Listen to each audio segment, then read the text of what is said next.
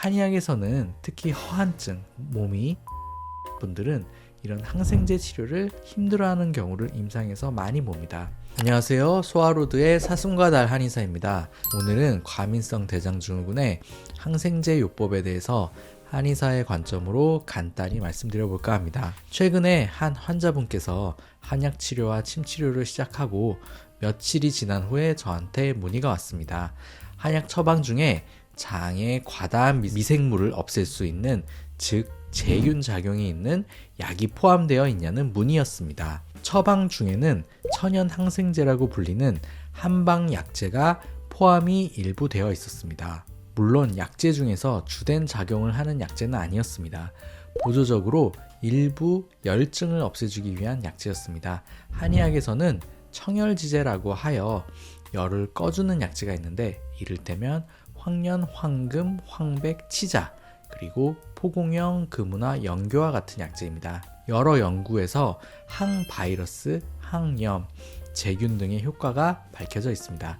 환자분에게는 이렇게 설명을 드리고 또 한동안 내원을 안 하시더니 오랜만에 다시 내원하셨습니다. 말씀하시길 아무래도 인터넷을 보니 본인의 증상은 미생물이 소장 대장에 과다해서 생긴 증상과 일치해서 제균을 위해 다른 병원에서 수소 호기 검사를 받았고, 이후에 미생물 과다, 즉 시보의 진단을 받고 제균 치료를 시작했는데 복통과 설사가 너무 심해져서 다시 저에게 오셨습니다. 시보에 대해서는 제가 몇 차례 설명을 드렸었는데요. 장의 미생물, 즉 세균 과다로 인해 이상 발효가 되면서 복부가스가 많이 발생하고 장을 과민하게 만든다는 이론입니다. 특히 소장에 이상 세균이 많다고 하면 이것을 없애기 위해 항생제 치료를 한다는 것입니다.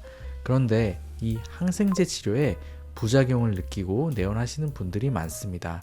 모든 치료가 그렇듯이 모두에게 다 맞게 치료되지는 않는다는 것입니다. 한의학에서는 특히 허한증, 그러니까 몸이 많이 약하고 몸이 차가우신 분들은 이런 항생제 치료를 힘들어하는 경우를 임상에서 많이 봅니다.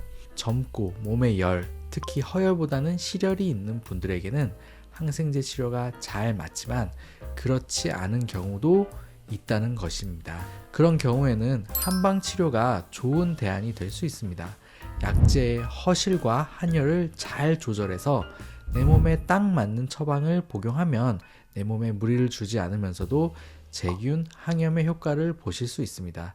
또 제가 여러 번 말씀드리지만 원인을 자꾸 하나로 생각해서 하나만 해결하려고 하면 실패하는 경우가 많습니다.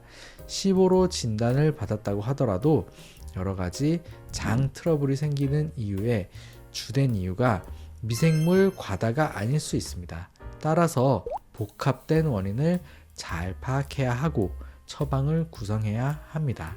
허증과 냉증의 치료는 한의학의 장점이 됩니다.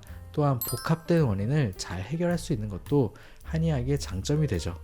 우선 내 몸이 한의학적인 관점으로 바라보았을 때 어떤 부분이 문제인지 상담을 한번 받아보시길 바랍니다. 내 몸을 더 잘 알아야 더 잘 대처하고 아껴줄 수 있겠죠. 과민성 대장증후군과 시보를 분리해서 보는 관점도 있습니다.